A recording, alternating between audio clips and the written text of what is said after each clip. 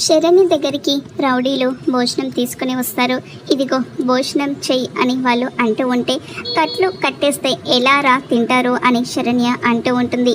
ముందు కట్లు ఇప్పండి తింటాను అని శరణ్య అనేసరికి, నువ్వు ఇష్టం వచ్చినట్టుగా వాగుతున్నావు, అందుకని నిన్ను కట్టేశాం, సరే కట్లు విప్పుతా భోజనం చెయ్యి అని రౌడీలు అంటూ ఉంటారు. ఇక శరణ్యకి ఉన్న కట్లన్నీ కూడా విప్పేస్తూ ఉంటారు. శరణ్య చైర్లో నుంచి లేచి ఇక వెనకాల ఉన్న ఒక కర్ర తీసుకొని రౌడీలిద్దరినీ కూడా చిత్తకొడుతూ ఉంటుంది. ఏయ్ ఏం చేస్తున్నావు నువ్వు అని రౌడీలు అంటూ ఉంటే ఇద్దరిని కూడా బాగా కొడుతూ ఉంటుంది. వద్దు వద్దు అని వాళ్ళు అంటూ ఉంటారు. ఇక అక్కడ నుండి శరణ్య బయటికి వెళ్ళిపోతూ ఉంటే రౌడీలు మళ్ళీ శరణ్యను గట్టిగా పట్టుకొని చైర్లో కూర్చోబెట్టి మళ్ళీ తాళ్ళతో కట్టేస్తూ ఉంటారు. ఇంతలో ఇక అనన్య రౌడీలకు ఫోన్ చేస్తూ ఉంటుంది.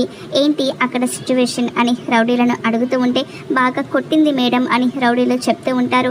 పారిపోబోయింది, పట్టుకున్నాం అని చెప్తూ ఉంటే, అది నాకు చాలా అవసరం, దాంతో నాకు చాలా పనుంది, దాన్ని జాగ్రత్తగా చూసుకోండి అని అనన్య రౌడీలకు ఫోన్లో చెప్తూ ఉంటుంది. ఇంతలో రోహిత్ అక్కడికి వచ్చి అనన్య మాటలన్నీ కూడా వింటాడు. అనన్య పక్కకు తిరిగి చూసేసరికి ఎదురుగా రోహిత్ని చూసి చాలా కంగారు పడిపోతూ ఉంటుంది.